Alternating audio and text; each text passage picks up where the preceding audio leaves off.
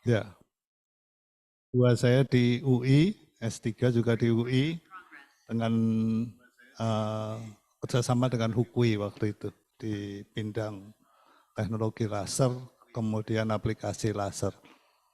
Tapi sekarang saya jadi ketua Aliansi Institusi Pendidikan Fisika Medik Indonesia.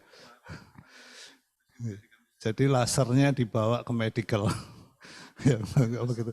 Ya, tapi kali ini kita bicara lebih banyak lasernya saja ya. Enggak, nanti silahkan kalau mau dikaitkan ke medisnya. Saya beri contoh sedikit nanti ke medicalnya. Iya.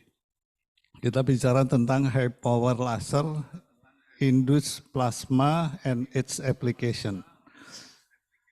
Bagaimana laser bisa membangkitkan plasma, kemudian dan aplikasinya. Tapi saya pengen sekaligus Bapak Ibu, teman-teman semua, sekaligus sosialisasi tentang laser ya. Karena di Indonesia tidak ada regulasi tentang laser. Walaupun di FDA ada. Sudah disilang, tapi masih. Ya. Kalau sebelum mulai melihat laser yang seperti ini, laser pointer, apa yang harus diperhatikan? Nomor satu yang hadir.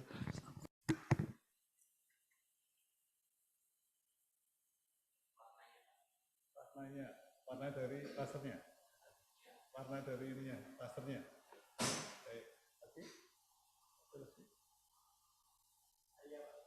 Dayanya, dayanya. Satu lagi wes tiga. Tiga. Ada yang konten? Warna sama konten lomba. Oke. Ya. Sebetulnya nomor satu yang diperhatikan adalah labelnya. Yang harus diperhatikan itu saya labelnya. Walaupun ini laser pointer, bahkan yang paling murah harganya ya 25.000.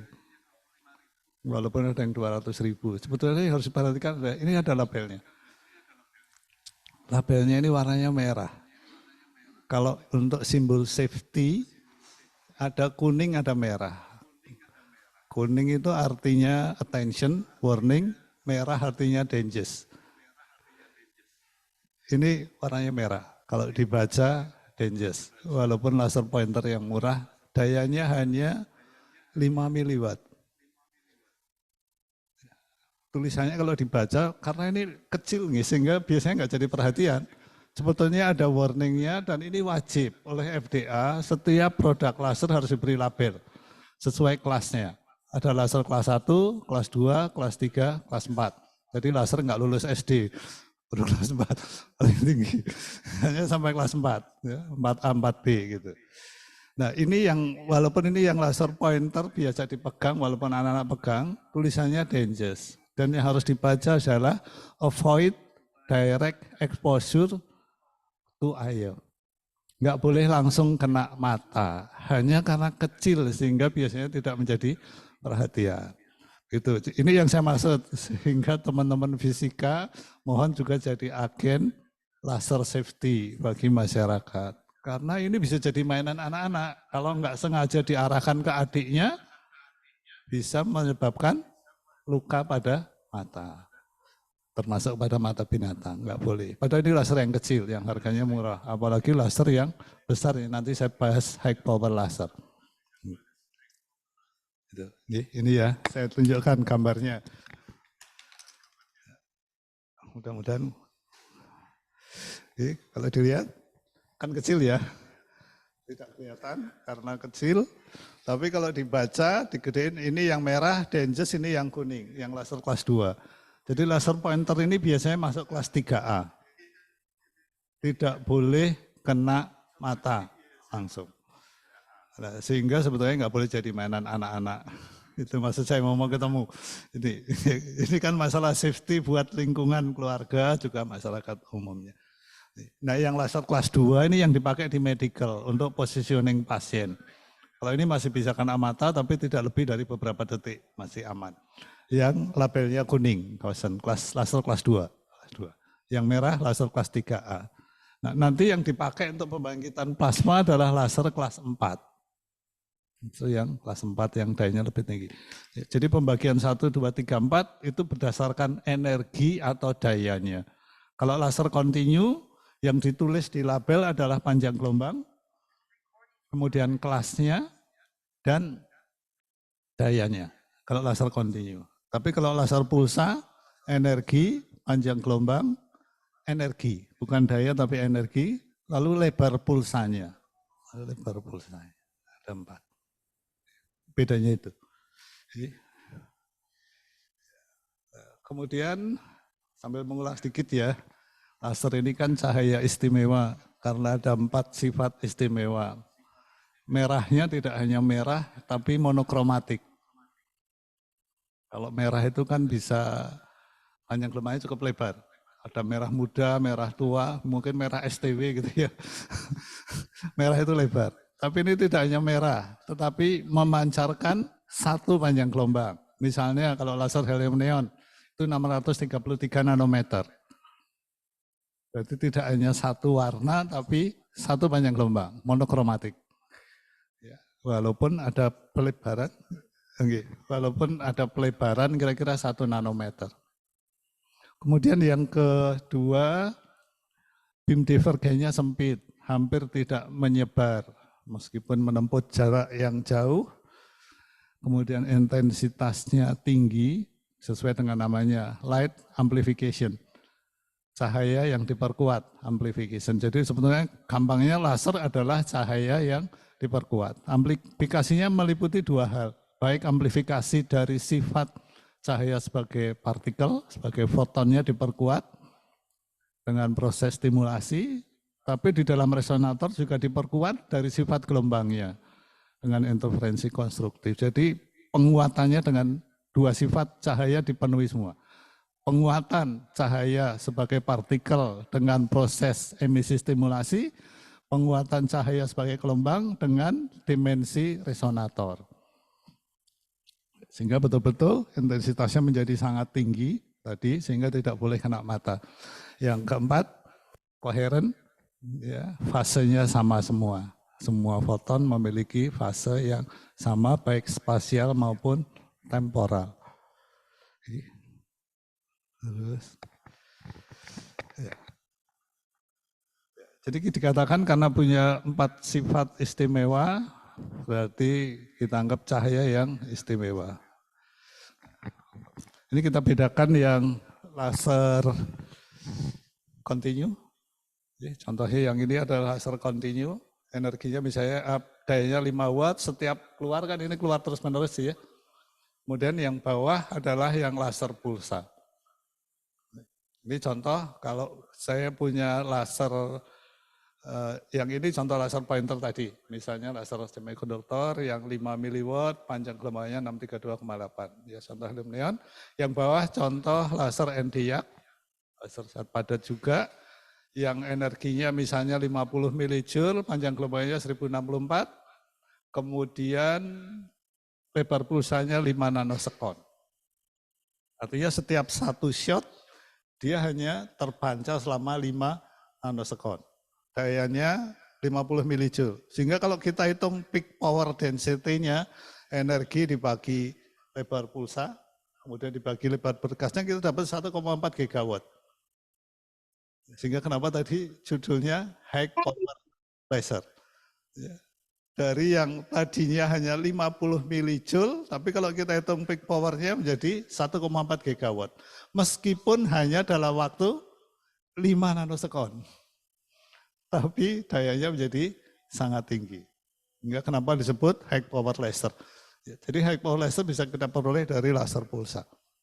Sangat tinggi meskipun hanya dalam waktu 5 nanosekon. Nah, kemudian ini kita manfaatkan untuk daya yang tinggi tadi untuk pembangkitan plasma. Kita fokuskan pada permukaan sampel, contohnya sampelnya padat. Di sini ya tadi laser Nd:YAG kan 1064 difokuskan, berarti kalau dayanya sudah tinggi difokuskan menjadi semakin tinggi kan, perluasnya menjadi semakin tinggi. Tadi. Jadi minimal untuk pembagian plasma biasanya 10⁻⁶. Ya, megawatt per meter persegi, per sentimeter persegi. Ini diarahkan. Jadi langsung bahannya kalau padat terablasi. Tidak hanya padat, bisa plasma untuk bahan cair, bisa juga untuk gas. Ya, tapi biasanya kami lakukan untuk plasma, tapi nanti kita beri contoh. Bisa juga plasma cair, padat maupun sampelnya gas. Semuanya bisa untuk padat cair maupun gas. Lalu plasma sendiri. Plasma ada yang mengatakan sebagai fase keempat setelah gas, padat, cair, kemudian gas. Sekarang coba kita lihat bedanya. Kalau padat kan bentuknya nggak berubah ya, dan seterusnya cair bisa berubah. Kalau gas jaraknya lebih jauh. Kalau plasma, berarti kan semakin tinggi fasenya butuh energi yang lebih tinggi untuk mencapai itu. Sehingga dari padat menjadi cair, menjadi gas, menjadi plasma harus diberi energi yang tinggi agar fasenya berubah. Untuk merubah padat jadi gas dengan padat jadi plasma, ya karena fasenya lebih tinggi butuh energi yang lebih tinggi. Jadi kalau gas itu masih terdiri atas molekul-molekul, tapi kalau plasma sudah teratomisasi, bahkan terionisasi, juga tereksitasi. Jadi plasma isinya adalah atom, ion yang dalam keadaan eksitasi. Dari sampel padat, cair maupun gas, begitu ditembak laser yang energinya tadi gigawatt, langsung mengalami ablasi, teratomisasi, terionisasi, dan eksitasi jadi satu. Buktinya di mana? Ketika sudah jadi plasma, berarti sudah ada emisi. Padat kan nggak ada emisi, cair nggak ada, gas nggak ada, begitu jadi plasma, kapan udah muncul plasma yang paling gampang kalau sudah ada emisi, sudah ada pancaran, sudah ada cahaya yang terpancar. Misalnya ini contoh, sampelnya adalah tembaga. Tembaga kalau dipanaskan bisa mencairkan, meleleh. Meleleh dipanaskan lagi bisa jadi gas, dipanaskan lagi bisa jadi plasma. Kapan gas yang Cu menjadi plasma Cu? Kalau sudah ada emisi Cu. Berarti Cu-nya sudah menjadi plasma kalau sudah ada emisinya. Indikator yang paling gampang, bisa dilihat dengan mata biasa. Kalau sudah ada emisi berarti sampelnya sudah menjadi plasma. Kenapa tadi ada emisi? Karena atom-atomnya dan ion-ionnya tereksitasi. Sehingga ketika turun dia akan memancarkan emisi, baik emisi garis atomik maupun emisi garis ionik. Ini masih perdebatan, tapi saya ngotot, plasma tidak hanya ion. Karena berdebat dengan teman sendiri, Pak Muhammad Nur, sama-sama alumni Fisika Undip.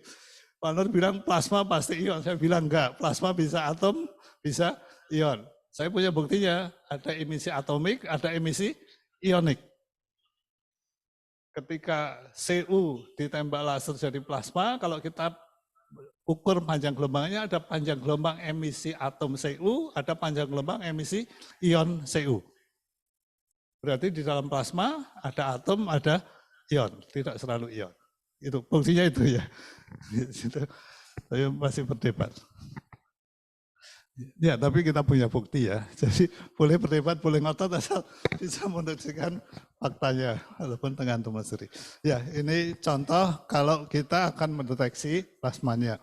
Saya balik dulu. Ya, ini plasma dari target. Kalau targetnya ketika ditembak laser pada tekanan atmosfer. Jadi ketika atom-atom terablasi, keluar dari target yang kena fokus laser, dia tidak bisa bergerak jauh.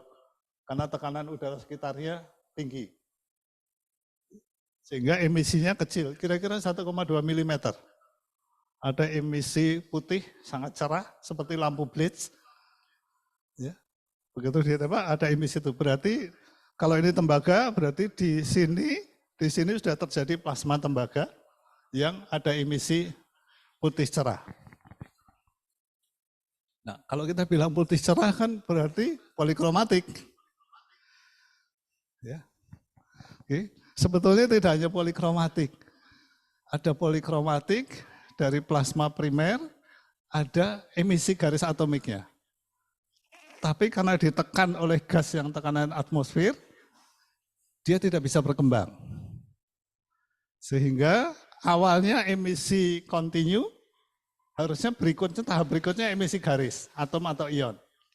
Tapi karena nggak bisa berkembang, numpuk jadi satu. Jadi spasialnya nggak bisa dipisahkan.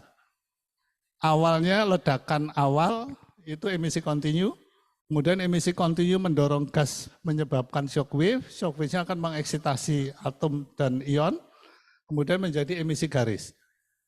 Nah, tapi karena tertekan oleh udara yang satu atmosfer, dua-duanya secara spasialnya berkumpul jadi satu. Tapi kalau saya pisahkan dengan time resolve, deteksi time resolve, waktu awal emisi kontinu, second time-nya emisi garis, baik atomik maupun ionik. Paham ya?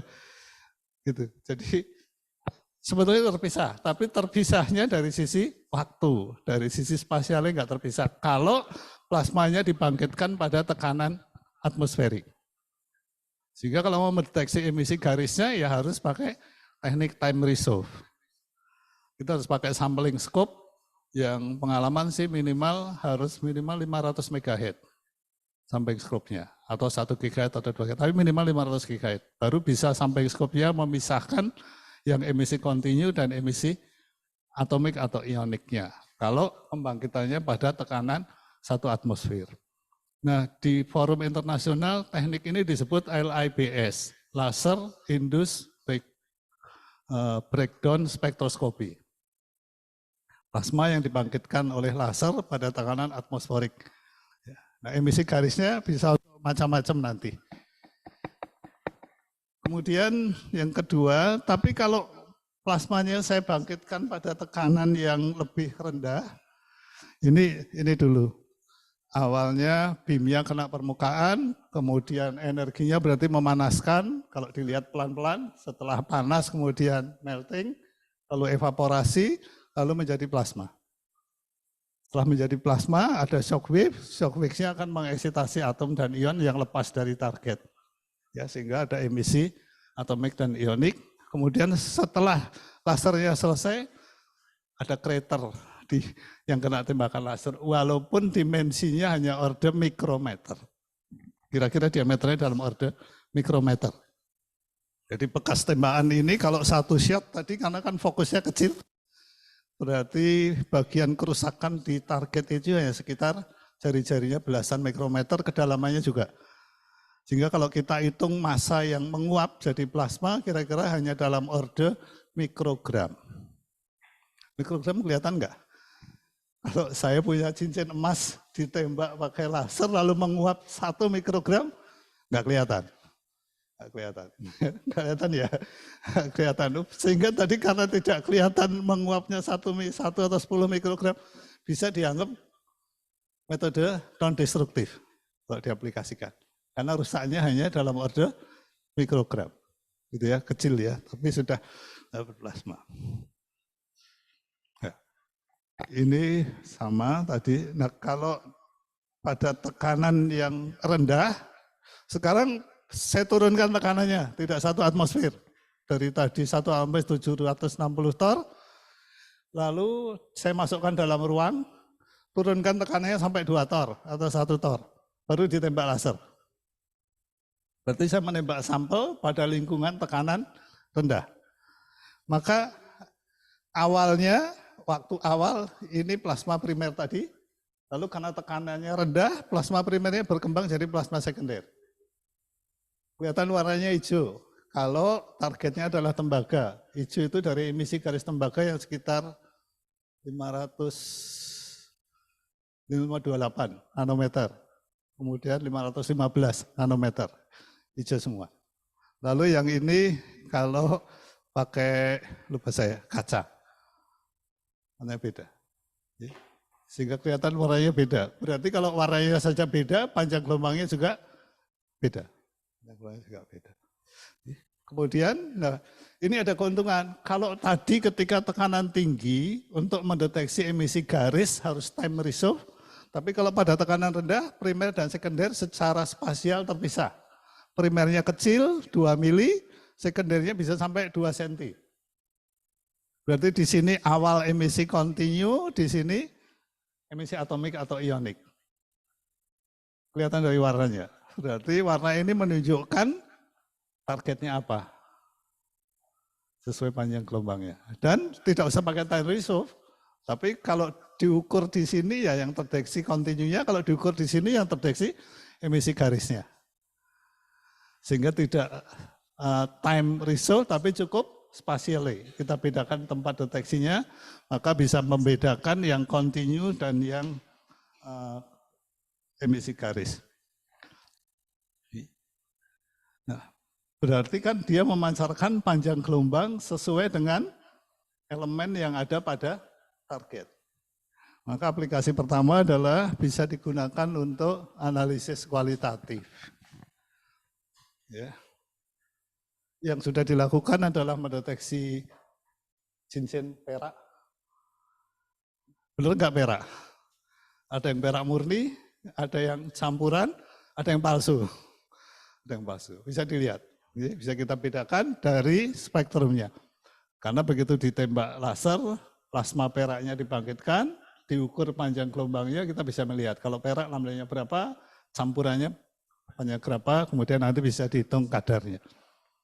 Itu bisa untuk analisis kualitatif dengan mendeteksi panjang gelombang yang terpancar tadi, tapi memang harus dibiasakan karena kita harus hafal. Kalau baca MIT wavelength tabel itu tebelnya tebel banget. Ya, dan itu selesai disusun oleh para penulisnya lebih dari 20 orang, lebih dari 20 tahun. Katanya. Baru selesai bukunya. Ya ini contohnya analisis untuk kualitatif. Yang ini plasmanya, kemudian yang bawah adalah spektrumnya. Saya tinggal mengukur tadi pakai spektrometer, tergantung punyanya nggih. Bisa pakai monokromator, bisa pakai HOMA system. Kalau pakai monokromator, berarti kan kita ngukurnya satu-satu per panjang gelombang. Tapi kalau saya pakai optical multi-channel analyzer, langsung keluar seluruh panjang gelombang. Ya, seperti kalau pada spektroskopi nuklir, SCA dan MCA, gitu bedanya. Kalau monokromator ya SCA, tapi kalau HOMA ya bandingannya MCA, gitu. Sekali scan keluar semua. Nah, setelah kita tahu panjang gelombang puncak-puncaknya, lalu kita cocokkan pakai tabel. Berarti kalau 521,8 berarti CU, 515 berarti CU, kalau 468 berarti ZN dan seterusnya. Berarti saya bisa menggunakan plasma laser ini untuk analisis kualitatif. Dari sampel yang kita belum tahu isinya elemen apa saja, bisa ditembak laser jadi plasma, plasmanya diukur lambdanya, kita bisa tahu sampel itu isinya elemen apa saja. Ya, sekali tembak semua lambda keluar. Sekali tembak. Tidak perlu pre-treatment. Kan cepat banget ini. Kalau AS kan harus dilarutkan diri, harus ada standar dan seterusnya, ini tidak. Sekali tembak semua panjang gelombang keluar, kemudian sampelnya langsung ditembak, nggak usah pakai pre-treatment kalau mau pakai yang atmosferik tadi, hanya harus time resolve. Ya. Tapi kalau sampelnya dimasukkan ke ruang yang tekanannya rendah, ya nggak usah time resolve. Cukup kalau saya mendeteksi entrance slits-nya dari monokromator atau HOMA di bagian yang hijau, berarti yang terdeteksi emisi garis. Kemudian bisa juga untuk kuantitatif. Tapi kan butuh standar kalau kuantitatif. Tadi dengan mengukur panjang gelombang, kita bisa menentukan elemen yang ada dalam sampel. Kemudian kalau saya kasih standar yang sama dari elemen yang sudah diketahui konsentrasinya, berdasarkan perbandingan intensitas kita bisa tahu kadarnya. Dia tahu kadarnya. Berarti kira-kira begini, saya punya standar, yang sudah diketahui konsentrasinya, jenisnya tahu. Misalnya kalau tadi tembaga, kita punya tembaga standar yang sudah diketahui konsentrasinya. Yang di bawah saya punya sampel yang ada tembaganya tapi nggak tahu konsentrasinya. Sama-sama dibangkitkan plasmanya lalu dibandingkan. Maka dari perbandingan intensitas kita bisa tahu kadar CO2-nya berapa. Nanti kalau standarnya saya ganti Ag, berarti saya tahu kadar Ag-nya berapa dan seterusnya. Ya, jadi bisa untuk analisis kualitatif maupun analisis kuantitatif dengan cepat semua panjang gelombang, berarti hampir semua elemen dari unsur ringan sampai unsur berat. Kami pernah melakukan untuk hidrogen, termasuk isotopnya, termasuk H1, H2, bisa dibedakan. Kemudian sampai tadi Cu, Ag, ini kan elemen yang agak berat, sampai pada timbal. Berarti bisa untuk unsur ringan sampai unsur berat. Ya, hampir semua elemen. Ya, ini contoh kurva kalibrasinya tadi. Kalau dilihat, ini standar Cu-nya, kita punya Cu dengan beberapa konsentrasi, dibuat kurva kalibrasinya dulu. Hasilnya lumayan bagus ya, koefisien korelasinya hampir 100%. Berarti kan kesebandingan untuk menentukan kuantitas akurasinya tinggi, 0,99. Ya, kurva kalibrasinya cukup tinggi. Ya, tinggi banget bahkan ya. Ya, ini kalau kita lihat, kita buat kurva kalibrasinya, lalu kita bisa mengukur. Ya memang problemnya adalah untuk mengukur kadar Cu harus punya standar Cu. Untuk standar mau mengukur kadar Ag harus punya standar Ag dan seterusnya. Kalau Au juga harus punya standar Au dan seterusnya. Nah dari situ kita lihat, berarti satu tadi, laser indus plasma tadi satu, tanpa pretreatment. Dan yang kedua, logam atau non-logam bisa sampelnya. Bisa juga organik maupun non-organik. Cukup satu tembakan laser, semua lambda keluar. Ya, kemudian hampir non-destruktif. Kalau tadi kita lihat sinyal background rasionya 90, berarti cukup tinggi. Limit deteksinya bisa sampai sub ppm. Akurasinya sekitar 0,05 nanometer. Ini tergantung pada focal length dari omanya atau monokromatornya. Semakin panjang, semakin sensitif. Kemudian bisa untuk sampel padat, bubuk, cair maupun gas. Kurva kalibrasinya 0,99. Ini aplikasi yang pertama dari teknik tadi. Ya, bisa dilakukan. Dan sudah ada produk komersialnya. Sudah ada LIBS komersial, tinggal beli Pak Mitra, tinggal beli jadi pakai. Ya, tapi harganya cukup mahal ya, sekitar 3,6 miliar katanya. Yang dibeli oleh Udayana. Yang komersial. Kami membangun sendiri, beli lasernya sendiri, bikin chambernya sendiri, itu dibangun sendiri, beli meja optiknya sendiri, dibangun sendiri.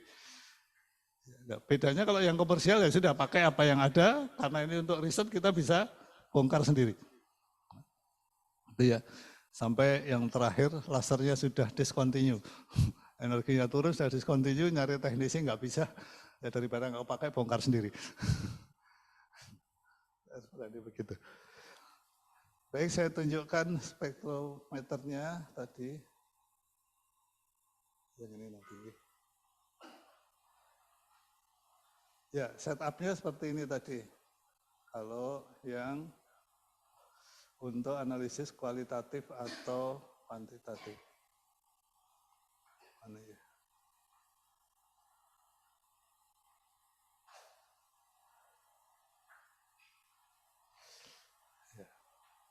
Tadi gambar setupnya ya, saya lupa. Ya, setupnya begini kalau pakai OMA.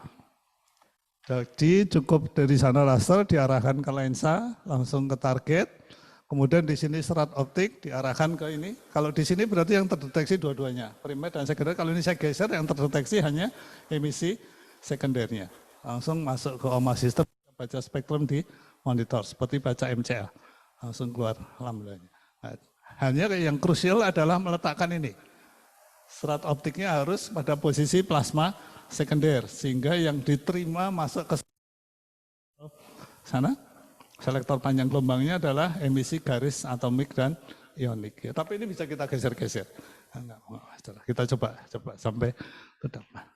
Jadi setupnya cukup sederhana kalau pakai OMA, tapi kalau pakai monokromator setupnya lebih ribet. Ya, tapi kan lebih gampang pakai OMA. Pakai OMA sistem.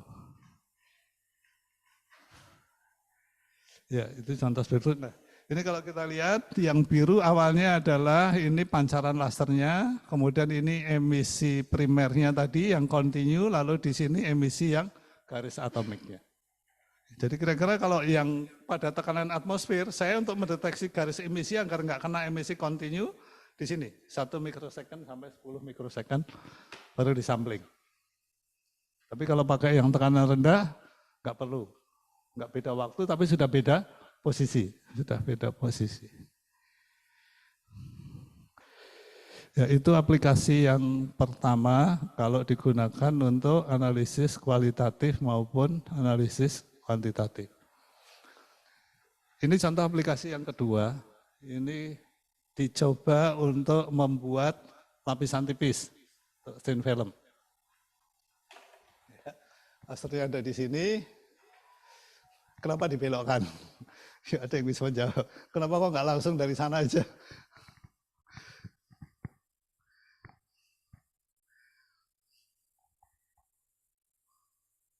Kalau ini saya tembak langsung dari sana, backskatternya bisa masuk ke resonator. Akan mengganggu osilasi awalnya. Tapi kalau dibelokkan, kalau ada backscatter bisa diatur posisi cermin sehingga backskatternya nggak balik ke dalam resonator. Kenapa dibelokkan? Kemudian ini kita belokkan pakai cermin, ini lensa fokus. Nah, yang jadi masalah adalah jenis lensanya harus kita sesuaikan dengan panjang gelombang laser ya. Contoh, ini kita pakai laser NDIAC yang panjang gelombang fundamentalnya 1064. Maka lensanya bahannya adalah quartz. Karena kaca itu kan ada PK7, ada ordinary flint, ada ordinary crown, dulu saya diajari Pak Seno ya. Ada kuat, ada macam-macam. Ternyata kalau lambdanya beda, serapan lambdanya beda-beda setiap jenis kaca. Nah kita pengen lensa ini tidak menyerap panjang gelombang laser. Berarti harus dipilih jenis lensa yang tidak menyerap panjang gelombang laser yang dipakai. Nah ini karena pakai 1064, lensanya pakai quartz. Bahannya tetap lensa diameternya 4 cm, jarak fokusnya 15 cm atau 10, tapi bahannya quartz karena lambda yang dipakai 1064. Nanti kalau saya pakai lambda 532, bahannya bisa beda lagi bahan lensanya. Tapi bedanya adalah kalau lensa yang sama bahannya silikon dioksid, harganya 15.000, paling banter 200.000. Tapi begitu lensa quartz, harganya di atas 4 juta. Bedanya di situ. Tapi kan dipakai berulang-ulang ya, nggak apa-apa, tidak hanya sekali pakai, dipakai terus sampai retak bisa dipakai terus. Nah, kemudian diarahkan ke target. Ini di sini TiO2, titanium dioksid, targetnya titanium dioksid. Lalu ditembak laser, begitu terjadi plasma kan atom-atomnya memancar keluar, diterima substrat di sini. Substratnya. Sehingga pancaran atom-atomnya akan nempel di substrat. Gitu. Ya.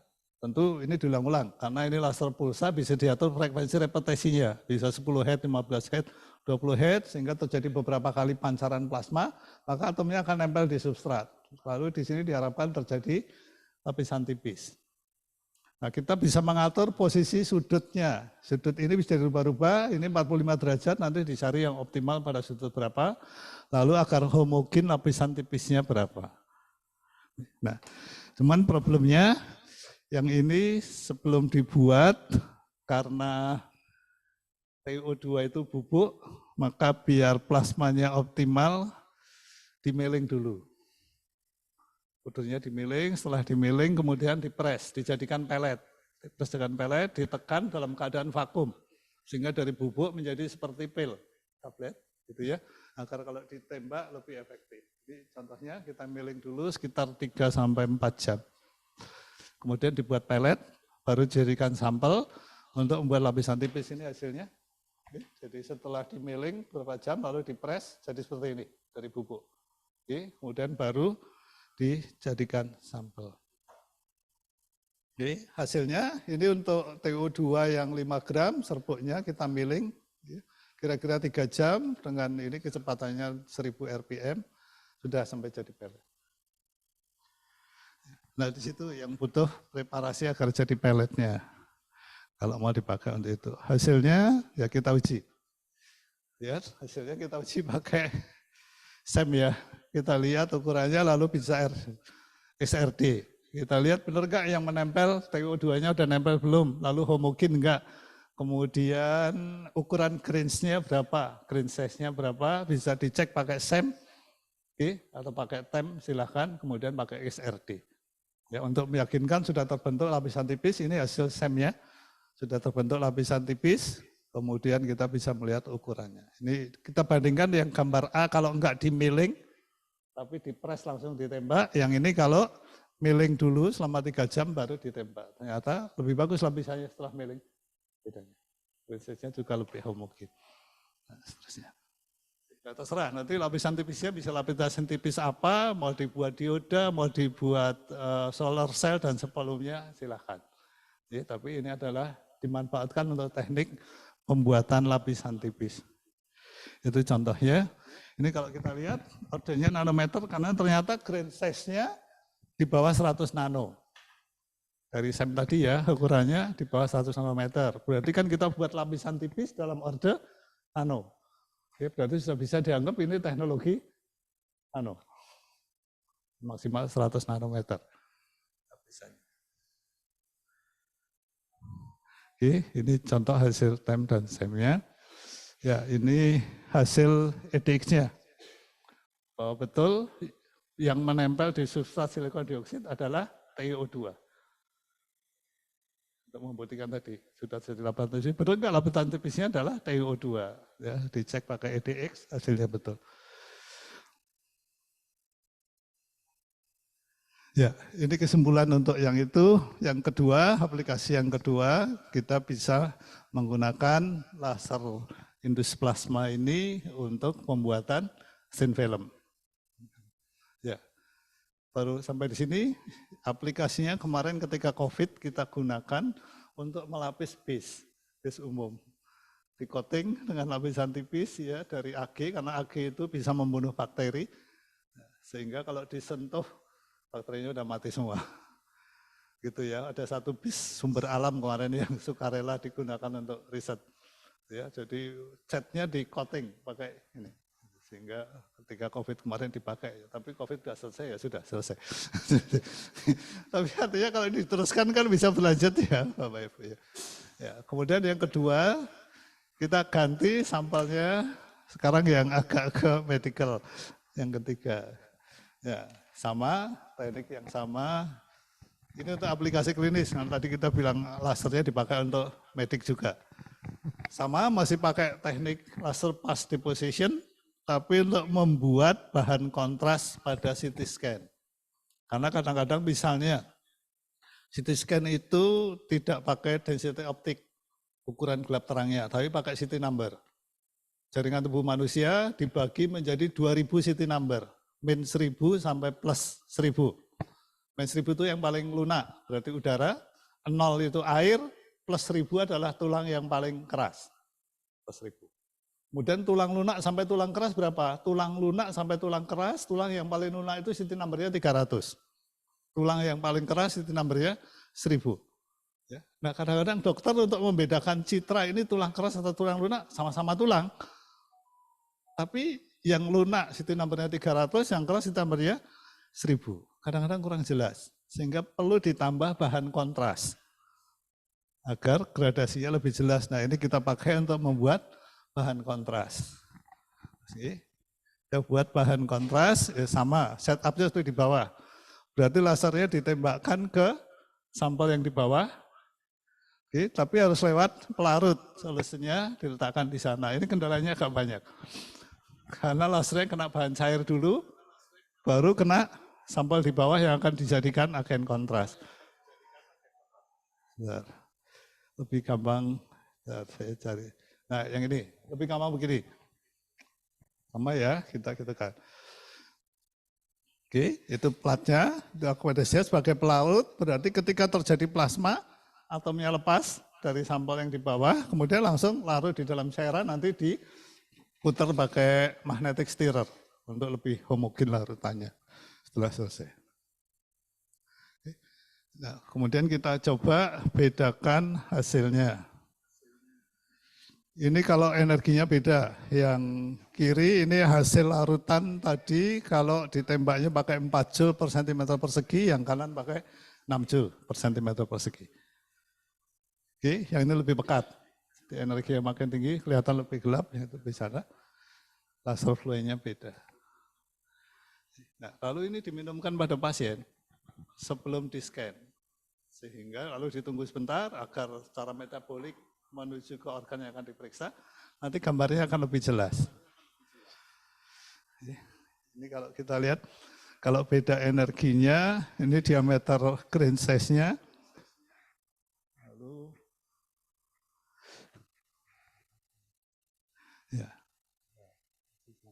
ya ini kalau kita lihat koloid, kita bagi 3, kita coba. Kalau bahan dasarnya plat emas, kemudian bisa tembaga, bisa campuran tembaga dan AU. Cuman ini nggak boleh banyak-banyak, ini belum sampai penelitian klinis. Ya. Sudah selesai baru diuji untuk binatang uji, untuk manusia belum, izinnya agak susah. Binatang uji aja harus pakai ethical clearance, kemudian kita harus membiakkan sendiri. Karena harus dari lahir, diberi pakan khusus, dipelihara khusus, sampai berat tertentu baru dipakai. Baru diinjeksi bahan kontrasnya.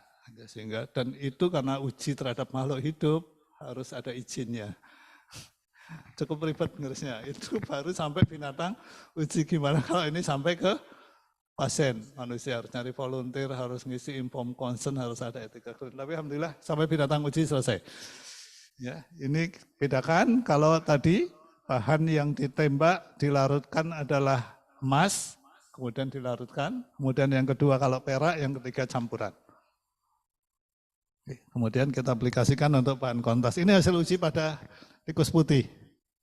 Beda ya citranya. Yang kiri biasanya yodium yang diminumkan ke pasien untuk kontras. Ini kita ganti dengan larutan emas. Gambarnya beda. Ini ketika bahan kontrasnya diujikan pada tikus putih. Tikus putih. Ya. Belum sampai ke manusia tapi belum selesai. Tapi kelihatan beda hasil citranya. Nah setelah ini nanti kalau boleh untuk manusia dilanjutkan dengan remunerator, dokter radiolog yang harus baca. Pakai yodium biasa, pakai nano emas, nanti hasil bacaannya lebih akurat yang mana dan seterusnya. Tapi sementara kelihatan bahwa citranya beda untuk dua kontras ini. Hanya masalahnya emas itu kan termasuk logam berat yang nggak boleh akumulasi. Walaupun jumlahnya hanya sedikit. Gitu.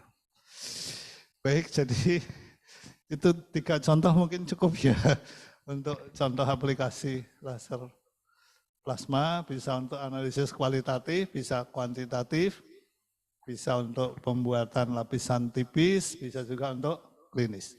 Nah, beam lasernya sendiri bisa untuk pasien positioning. Biasanya pakai laser, tapi yang laser kelas 2 tadi yang labelnya kuning, Bapak Ibu, yang labelnya kuning. Oke, mungkin gitu ya kita kalau perlu diskusi nanti, kalau perlu ditayangkan lagi. Boleh tentang laser, boleh tentang fisika medik sedikit nggak apa-apa lah. Saya nggak cerita yang penelitian fisika medik nih, tapi ini ada fisika medik yang ketiga.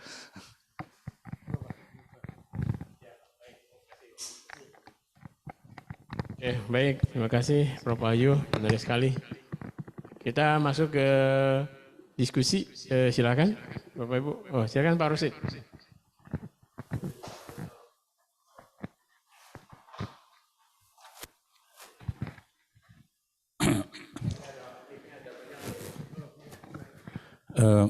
Saya Muhammad Farhani Rosid dari kelompok KPK Teoritik dan Komputasional. Menarik peristiwa plasma yang terinduksi oleh laser itu. Saya teringat bagaimana kita mengetahui unsur-unsur yang ada di bintang-bintang itu. Jadi saya rasa bintang-bintang juga plasma itu. Jadi makanya saya tadi membayangkan bahwa ketika kita mencoba melakukan analisis kualitatif maupun kuantitatif itu kita seperti membuat bintang kecil gitu ya. Nah, saya ingin bertanya, terlepas dari skalanya ya, jadi kalau bintang itu skalanya besar gitu ya, apa kira-kira yang membedakan di dalam hal ini, spektroskopi yang dilakukan di sini? Terima kasih. Ditanya. Nih. Kalau dari sisi fasenya sama, karena sama-sama plasma. Jadi yang beda sebetulnya kan kadarnya aja, Pak. Kalau jenisnya sama, berarti lambda yang dipancarkan sama. Hanya kalau ini plasma kecil, nanti kalau saya cerita sebetulnya bom atom yang di Hiroshima itu mirip dengan ini. Ketika ditembak laser, pertama kali terjadi ledakan, kemudian timbul shockwave, sehingga menjadi seperti jamur itu persis. Hanya kalau bom atom kan gede banget ya, yang ini kecil sekali hanya mikrometer. Analoginya kira-kira seperti itu. Ya, jadi skala tidak berpengaruh di situ ya. Ya. Skala kalau berpengaruh pada intensitas. Selama jenisnya sama, berarti kan panjang gelombang yang akan terpancar sama. Kalau bintang itu isinya apa enggak, misalnya yang paling banyak apa? Nitrogen misalnya ya. Di sana yang meliputi bintang ada nitrogennya, berarti akan memancarkan panjang gelombang N2 sekitar 337,1 nanometer. Lalu kalau saya punya plasma nitrogen dari gas nitrogen yang kecil juga sama, akan memancarkan panjang gelombang yang sama, tapi intensitasnya beda. Ya, terima kasih.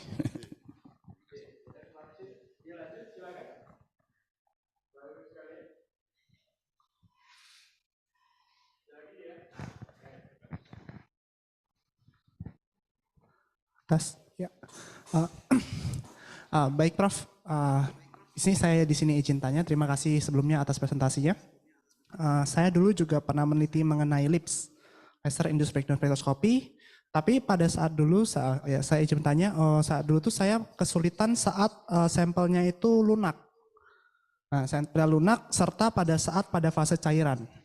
Nah, mungkin, tadi kan karena tadi saya lihat ada di advantage atau keuntungannya itu ada bisa untuk sampel metal dan non metal, serta untuk fasenya bisa zat padat, liquid, gas, dan sebagainya. Nah, saya ingin bertanya apakah ada treatment khusus atau ya tips and trick lah agar bisa mengukur. Soalnya saya dulu pernah nguji sampel gigi itu sangat sulit mendapatkan plasmanya, Prof. Ya, terima kasih, Prof. Ya, saya juga mengalami itu. Sampel daun malah lebih lunak dari gigi. Ya, plasmanya bisa bangkit tapi tidak optimal. Caranya di belakang dikasih bag. Ya, di belakang sampel lunak itu dikasih semacam holder dari bahan yang lebih keras. Karena kalau lunak berarti tekanan shockwave-nya rendah. Sehingga jumlah atom dan ion yang sudah terablasi tidak bisa tereksitasi. Oke, kalau tidak bisa tereksitasi berarti kan intensitasnya lemah. Kalau lemah kita nggak bisa deteksi kadarnya, agak sulit. Agar itu lebih tinggi, kita naikkan shockwave yang dibangkitkan dari plasma primer agar menekan atom ion itu lebih keras. Kalau diukur, saya pernah mengukur speednya sekitar 6 kali kecepatan suara. Yang bisa membangkitkan sampai jelas intensitasnya. Nah, karena ini lunak, maka kan tekanan ke depannya, bayangkan semacam piston ya, dorongannya tambah. Lalu di belakang sampel lunak dikasih bahan yang keras. Sehingga ini membantu dorongan ke depan. Pengalaman begitu. Sehingga bisa dibangkitkan plasma dengan intensitas yang cukup jelas, kita bisa melihat lambdanya jelas, kalau intensitasnya jelas termasuk kadarnya. Tapi kerugiannya adalah kalau yang belakangnya ikut terevaporasi, berarti kan jadi kontaminan. Sehingga nanti yang tadinya lambda dari daun misalnya, atau dari gigi akan bercampur dengan lambda dari yang tadi, alat bantunya tadi. Berarti sebelum dipasang yang akan kita ukur, buat dulu plasma dari bahan bantunya. Dibuat dulu plasma dari bahan bantunya, dilihat lambdanya berapa, nah sehingga setelah dipakai, kalau itu tercampur kita bisa bedakan. Mana yang bersumber dari bagnya, mana yang bersumber dari sampelnya. Gitu tipsnya kira-kira. Ya. Ya, baik. Maaf Prof, satu lagi. Kalau untuk fasenya cair, bagaimana Prof? Tadi saya contoh yang cair. Ketika yang cair itu memang kendalanya ketika dia kena air, kemudian terjadi plasma, airnya seperti mendidih, pecah gitu. Kita tutup atasnya. Tutup atasnya dengan penutup yang tidak menyerap banyak gelombang laser tadi. tadi lensanya quartz, maka di atas petri yang isinya cairan nanti ditutup pakai bahan quartz juga. Jadi kita buat jendela transparan sehingga ketika ini bergolak tidak sampai keluar. Itu yang kami lakukan tadi ketika membuat yang agen kontras tadi. Oke, baik, terima kasih Prof.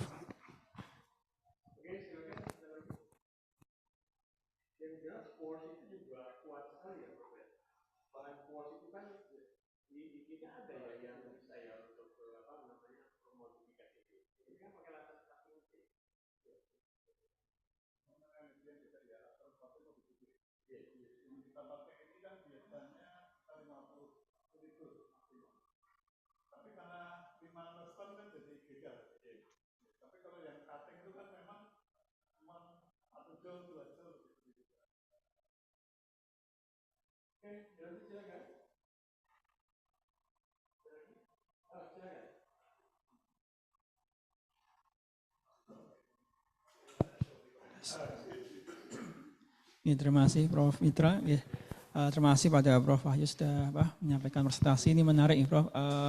Saya Muhammad Arifin dari KPK Fisika Material Prof. Ini kemarin punya pengalaman menggunakan laser helium neon untuk surface plasma. Jadi dekat dengan plasma juga ini. Ini kan kalau yang kami gunakan adalah menggunakan laser kontinu untuk mengeksitasi plasma. Ini dalam yang diterapkan oleh Prof. Wahyu ini kan tadi juga menggunakan yang pulsa. Ini keuntungannya bagaimana Prof untuk yang digunakan misalnya di lab itu kalau yang kontinu dengan yang pulsa tadi gitu. Itu yang pertama. Kemudian yang kedua yang aplikasinya dari ini adalah tadi untuk dalam cairan itu bisa untuk membuat nanopartikel itu. Ini mungkin biasanya itu menarik itu ya, karena tinggal ditembak itu sudah menjadi langsung nanopartikel gitu ya. Tinggal nanti di stirrer itu ya. Diaduk dengan stirrer ya. Stirrer magnetic stirrer. Ya. Ini kan artinya untuk proses pembuatan itu ya termasuk mungkin ya semacam tidak menimbulkan sisa atau limbah gitu ya. Dibandingkan dengan proses yang kimia atau kompresitasi atau proses yang lain ada hasil limbahnya. Ini dari material murni langsung ditembak saja sudah menghasilkan koloid itu ya. Mungkin itu komentar saya dan pertanyaan. Terima kasih Prof. Ya. Jadi yang keuntungan yang ini kita kan punya dua pilihan, pakai laser kontinu atau pakai laser pulsa. Intinya kalau laser kontinu kita nggak dapat peak power yang tinggi. Ya, kalau mau berarti harus dibantu dengan chopper. Dibantu dengan chopper sehingga seolah-olah dia laser pulsa. Tapi kan tergantung pada kualitas chopper yang kita buat gitu ya. Tapi kalau ini kan karena sudah Q-switch laser, dari laser yang sebetulnya kalau normal oscillation itu laser pulsa itu ada beberapa spike. Tapi begitu dibuat Q-switch sudah diambil hanya satu spike yang jadi outputnya. Sehingga satu pas tadi hanya 5 nanosekon. Berarti kalau kita punya 100 milijoule dibagi 5 nano, kan jadinya 20 giga. Keuntungannya itu, peak powernya sangat tinggi, sehingga ketika dia mengenai sampel, tidak melalui proses dari padat jadi cair dulu, kemudian jadi gas, tapi dari padat langsung ablasi, langsung plasma. Karena energinya yang diterima oleh sampel langsung sangat tinggi dalam waktu yang sangat singkat. Jadi mekanisme bukan perubahan fase step by step, tapi langsung lompat. Keuntungannya itu. Maaf menyambung tadi, apakah diperlukan daya minimum Prof, untuk menghasilkan plasma dalam proses ini? Itu sekitar berapa ordernya? Seingat saya 10⁻⁶ watt per cm persegi minimal yang pernah kami coba. Jadi kalau saya pakai laser NDIAC yang 1064 itu plasma bisa dibangkitkan ketika saya turunkan sampai 2 milijoule. Laser sebenarnya sampai 50, kalau maksimum 100 milijoule, tapi dicoba. Tadi pakai 100, biasanya kita nggak berani 100 kalau maksimum 100 ya, pakai 80. Turunkan 50 masih jadi 25, 10, terakhir 2 milijoule masih bisa. Jadi kita bisa ngitung, kalau 2 milijoule per 5 nanosekon, nanti ketemu minimal sekitar 10⁻⁶ watt per cm persegi itu ambang untuk terjadinya plasma langsung. Di pengalaman kami sampai 2 milijoule bisa. Berarti kan kecil ya, 2 milijoule itu kan energinya rendah, tapi karena 5 nanoskon jadi tinggi gitu. Nah kalau kita beli yang buatan Korea atau buatan US itu biasanya energi maksimumnya 50 atau 100. Tapi cukup 2 milijoule sudah bisa dipakai. Bisa di-set. Ya, silakan. Silakan, Pak.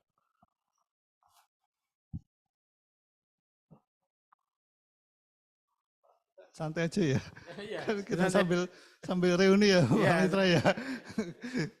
Iya. Terima kasih Prof untuk kesempatannya. Saya Rosenti dari Lab Foto Akustik dan kami di sana bermain-main dengan laser juga. Jadi tadi saya tertarik dengan yang agen kontras Prof. Di situ tadi ada emas dengan perak ya. Itu emas murni dengan perak murni juga. Terus proses pembuatan agen kontrasnya itu tadi apakah dia objeknya itu emasnya itu dimasukkan di dalam air, kemudian ditembakkan dengan laser. Nah kan kalau yang kami lihat kan kalau ada misalnya objek ditembakkan dengan laser kemudian dia yang kami lihat sih kadang gosong Prof ya, gitu kan. Terus kalau sudah selesai disinari laser kan langsung dia mengeras kembali gitu. Nah ini tadi pas proses pembuatan agen kontrasnya apakah objeknya itu di dalam air kemudian langsung distirrer gitu supaya langsung bercampur dengan air begitu ya Prof ya? Iya. Kenapa gosong? Itu tadi. Fokusnya tidak tight fokus. Kalau kita mengatur persis dari lensa ke permukaan targetnya betul-betul tight fokus, nggak kosong. Karena peak powernya kecil, fokusnya kemudian energinya tinggi. Biasanya nggak kosong. Tapi kalau kita mengatur fokusnya tidak tepat, nggak tight fokus, ada bagian di kiri kanannya yang agak kosong. Ya, jadi kalau pengen nggak kosong, di setting dulu pengaturan fokusnya. Harus betul-betul tight fokus dulu. Baru on lasernya. Ya, setting itunya, pengalaman begitu. Ya, nggak kosong. Nah, tadi betul langsung ditaruh di dasar dari tadi petri disknya, kemudian langsung ditembak laser, ya, maka dia kan langsung terablasi, kemudian diputar dengan magnetic stirrer dia langsung nyampur. Tadi kita pakai DI water pelatutnya. Apa Prof? Pakai DI water, deionized water. Oh ya. Ya, pakai deionized water. Itu bisa langsung diaplikasikan ya, misalnya jadi agen kontras untuk misalnya pakai untuk hewan coba gitu ya. Iya, tadi yang kita coba baru sampai tikus ya, belum untuk manusia ya. Beda.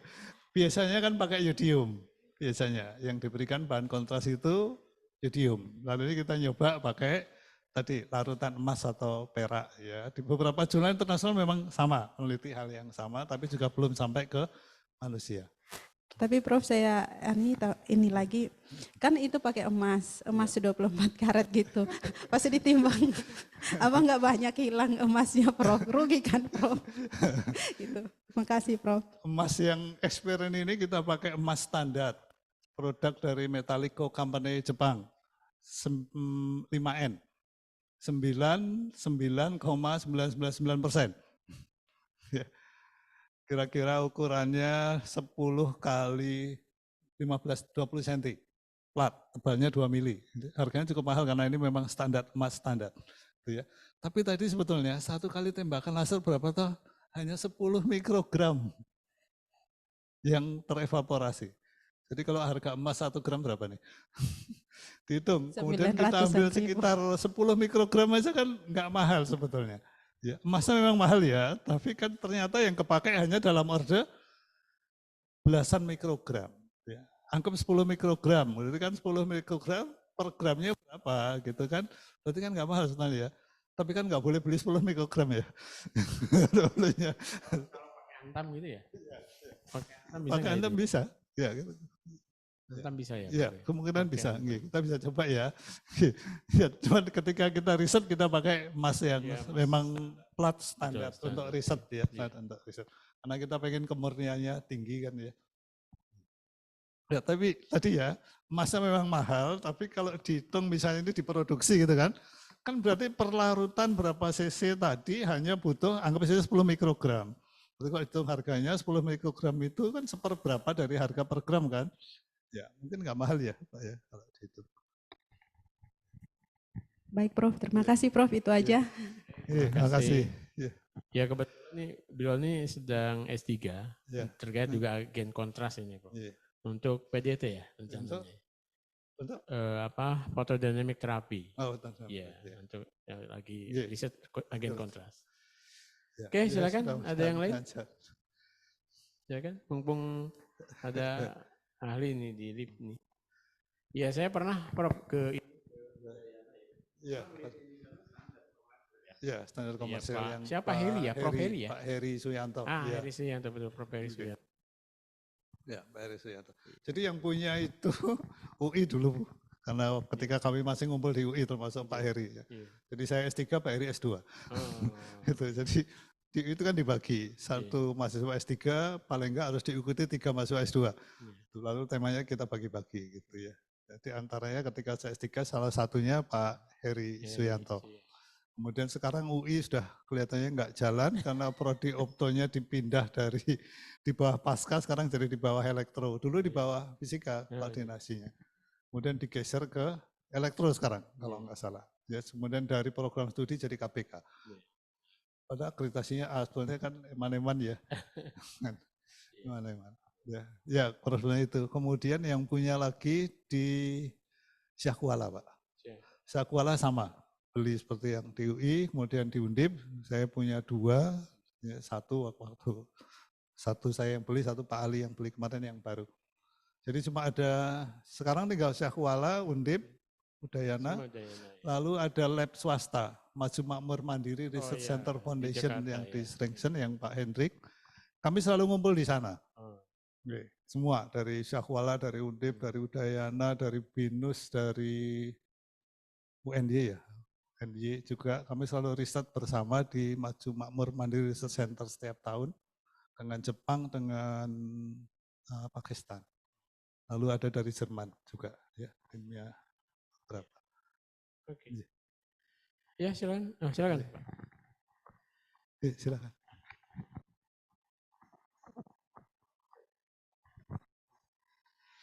Terima kasih. Saya Nurman dari Pasca Sarjana Fisika. Yang saya awam terkait dengan laser ini, tapi saya punya sedikit dasar untuk spektroskopi nuklir ya. Kalau untuk kualitatif analisis di spektroskopi nuklir kan dia sudah ada database-nya. Jadi kalau misalnya untuk energi sekian, dia untuk nuklir sekian. Apakah untuk kualitatif juga seperti itu? Jadi panjang gelombang tertentu memiliki unsur tertentu? Iya, sama. Sama, ya. Sama. Kasih. Panjang gelombang tertentu milik unsur tertentu. Hanya karena ini atomik ya, kan jadi spektroskopi emisi dan atomik, bukan molekular ya. Spektroskopi atomik gitu ya. Emisi, spektroskopi atomik. Nah kadang-kadang terjadi interferensi. Karena dari unsur yang beda, kadang-kadang ada lambda yang samanya. Nah itu yang kita harus paham saja. Ya, unsurnya beda, tiap unsur kan memancarkan lebih dari satu panjang gelombang. Seperti tadi contoh Cu, panjang gelombang utamanya ada 3. Kemudian nanti atom lain kebetulan ada yang sama dengan Cu. Nah kalau ketemu kayak gitu kita harus lihat tidak hanya di satu lambda. Ya, dari unsur yang kita cari lambda dominannya tidak hanya di satu lambda. Untuk lebih bisa mengidentifikasi unsur ini sebenarnya apa. Mungkin satu lambda 2 unsur sama, tapi lambda yang lain kemungkinan beda. Itu aja Pak cirinya kira-kira. Kalau ketemu yang itu ya. Ya, ada interferensi semacam itu.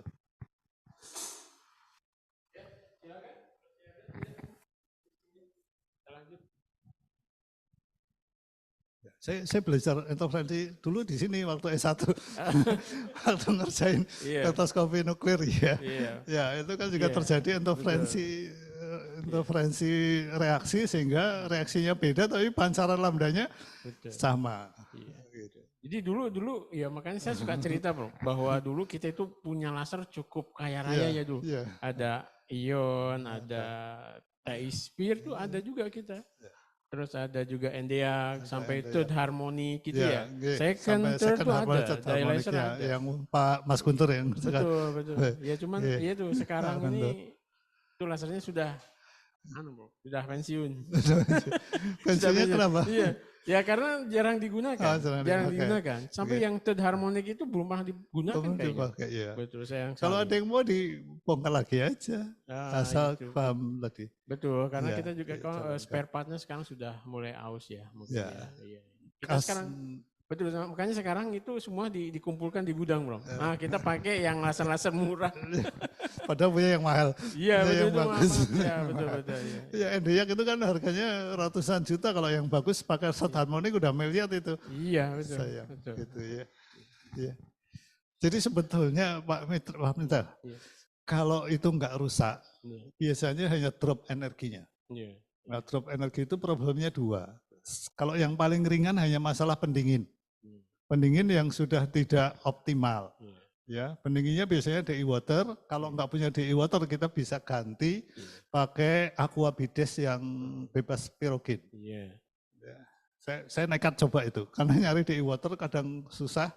Udah kita buka sistem pendinginnya, kita buang, kita ganti DI water tapi yang bebas pirogen. Ya, DI water jangan yang botol plastik tapi yang botol kaca. Itu bisa mengganti pendingin. Nah, pengalaman karena umurnya belum lama, rotiaknya dengan mengganti itu masih bisa naik energinya. Lalu yang kedua sudah diganti, ternyata karena udah tua juga, drop juga lagi. Lalu yang kita ganti adalah flash lamp-nya. Iya itu dia. Penyakitnya flash lamp-nya. Iya. Nah, problemnya kalau sudah discontinue, nah, tapi biasanya walaupun merek beda, flash lamp-nya sama. Flash lamp-nya sama, walaupun mereknya beda. Hanya problemnya bagaimana membongkar sampai bisa lepas flash lamp-nya. Gitu ya. Kemarin saya 2 bulan baru bisa dengan Pak Ali. Ini sudah diganti pendingin kok nggak naik energinya. Sekarang kita coba ganti flash lamp. Ternyata kita nyari gimana bukanya flash lamp 2 bulan baru ketemu. Alhamdulillah kita bisa bongkar, bisa ketemu flash lamp-nya. Sekarang sedang pesan flash lamp-nya. Jadi mereknya beda karena saya punya mereknya itu New Wave. Itu sudah discontinue. Tapi flash lamp-nya masih diproduksi, tapi dipasang di merek yang lain. Gitu. Jadi sebenarnya kalau kita bisa bongkar, ganti aja flash lamp-nya, mudah-mudahan jalan lagi. Asal Yakrutnya masih utuh ya. Gitu. Baik, silakan, masih ada yang ingin diskusikan? Ya, kalau tidak ada memang ini, silakan. Menyambung di luar topik, maaf ini tentang PT Maju Makmur. Itu apakah bisa untuk semacam MBKM dari mahasiswa ke sana? Karena kemarin saya ikut yang konferensi yang ada di ISMOA itu juga beliau Pak Hendrik itu juga hadir yang di Bandung itu menyampaikan beberapa program kerja seperti itu. Jadi PT Maju Makmur itu. Ya mungkin itu aja. Kalau mungkin Prof Wahyu mengetahui, terima kasih. Iya, saya tergantung Pak Hendrik jawaban saya. Tergantung Pak Hendrik, karena itu lab milik pribadi. Tapi justru itu lab laser, setahu saya di Indonesia yang paling lengkap ya di Maju Makmur Mandiri. Dia punya laser banyak, ada Endiak, ada CO2, ada Excimer, sampai yang nanosekon, yang pico, sampai yang femto sekon. Kita biasa pakai semua, kadang-kadang di double pass antara yang nano dengan pico dan seterusnya. Dan itu kan milik pribadi. Jadi kalau Pak Hendrik oke, bisa. Hanya satu ini ya cerita, tapi jangan Pak Hendrik nggak mau kotor labnya. Satu labnya harus bersih, kemudian tidak semua orang selain yang dipercaya Pak Hendrik boleh mengoperasikan lasernya. Jadi mahasiswa boleh, tapi sepanjang ada pendamping anggota Maju Makmur Mandiri. Bisa, asal Pak Hendrik mengizinkan, nanti syaratnya ketika mahasiswa masuk harus ada pendampingnya. Saya juga sering bawa mahasiswa, tapi saya harus ikut datang. Kalau saya enggak ya Pak Ali yang ikut bawa mahasiswa gitu ke sana. Ya, intinya itu sebetulnya. Tapi bisa, apalagi sekarang agak kosong. Nah, cuman tadi seandainya ada yang mendampingi saya kira boleh, karena justru kemarin keluhannya di grup itu siapa yang mau penelitian inilah gak nganggur. Gitu. Jadi eman-eman lab yang segitu bagusnya dengan fasilitas yang lengkap, tapi itu lab pribadi Pak. Saya nggak tahu Pak Hendrik itu dari mana ya? Hobi Pak. Hobi. Jadi hobi, karena hobi saja dia ngurusin laser gitu ya. Laser sehingga sampai sebesar itu labnya. Ya, dan dia biaya sendiri semua. Dia bisa beli baru, beli second karena swasta. Kalau negeri nggak boleh beli second. Kita impor second kan nggak boleh, harus beli yang baru. Kalau swasta dia lebih fleksibel, kadang bisa beli baru, kadang bisa beli second, walaupun masih bagus kita nggak boleh. Ya karena kan dikhawatirkan belum tentu benar-benar bagus kan kalau second. Jadi, silakan kontak Pak Hendrik. Ya, sepanjang ada yang mendampingi dari membernya Maju Makmur Mandiri, bisa browsing ya anggotanya siapa aja nanti. Ya, misalnya bareng-bareng lah pembimbingnya siapa dengan salah satu dari sini, satu dari anggotanya sana, kemudian mahasiswa dikirim sana selesai. Nah, yang lebih bagus yang dekat. Yang dekat itu Bu Rinda dari BINUS atau Pak Marincan dari UPH. Yang biasa, karena kalau saya kan agak jauh bolak-balik gitu ya, kalau saya nggak punya schedule ya paling biasanya di sana 1 pekan bareng. Kalau dulu karena sensei kami yang dari Jepang itu rutin setahun 1-2 kali hadir, setiap beliau datang kami selalu ngumpul semua, kemudian kita riset bareng, bisa berapa paper gitu selama beliau ada di sini. Tapi karena sekarang beliau udah pensiun, dan tidak hanya pensiun, oleh keluarganya udah nggak boleh kesini lagi, karena usia khawatir gitu, dulu pernah jatuh ya karena usia. Gitu. Tapi masih bisa lah, silakan kontak Pak Hendrik, hanya mohon dipertimbangkan siapa yang mendampingi. Nanti untuk meyakinkan Pak Hendrik, nanti didampingi salah satu anggotanya. Walaupun bukan pembimbing resmi ya, bisa pembimbing lapangan gitu aja. Untuk mempermudah mahasiswa kita. Saya juga sayang gitu, karena kan keluhan kemarin di grup tadi, kita punya alat bagus ini kok pada sepi, pada nggak kesini gitu. Berarti kalau dimanfaatkan mungkin begitu Pak. Baik Mbak, bisa dicek di WA di Zoom ada yang mau tanya tidak? Belum ada. Oke, baik. Oke, baiklah. Karena waktu mungkin kita beri aplaus untuk Prof Wahyu. Terima kasih banyak atas sharing ilmunya, Prof Wahyu ya. Dan jangan bosan-bosan untuk selalu berbagi ilmu dengan kita. Baik teman-teman, kita masuk ke ya ini karena sudah waktunya dan sudah berakhir, berarti ini Pak Edi sebagai kadep, monggo Pak. Kalau ini ada sesuatu yang ingin disampaikan dan mungkin. Ya, terima kasih Prof Mitra. Ya, mewakili Departemen Fisika, terima kasih Prof Yu ya atas kehadirannya di Departemen Fisika. Jadi ini istilahnya welcome home ya, welcome home gitu ya. Jadi selain sharing ini juga menjadi ajang silaturahim antara senior dengan juniornya. Jadi beliau ini angkatan Pak Agung ya. Udah senior sekali dan tadi mohon maaf saya karena ada ujian di sebelah. Jadi harus ikut ujian dan terima kasih sekali Prof Wahyu atas sharingnya dan berbagi pengalamannya buat kita semua. Dan semoga menginspirasi baik kita semua yang khususnya yang muda-muda ini, yang muda-muda untuk meng-create bahkan lab yang bagus dengan biaya sendiri gitu. Ya, terima kasih dan ada sedikit.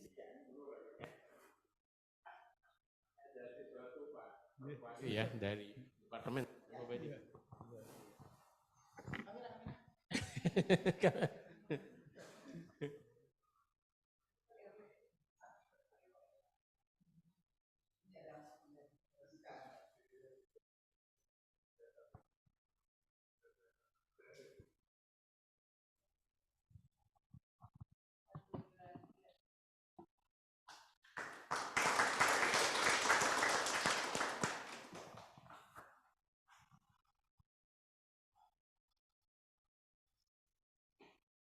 Oke, berarti Bapak Ibu sekalian, dengan demikian kita dan mudah-mudahan minggu depan kita berjumpa dengan narasumber yang lain ya minggu depan.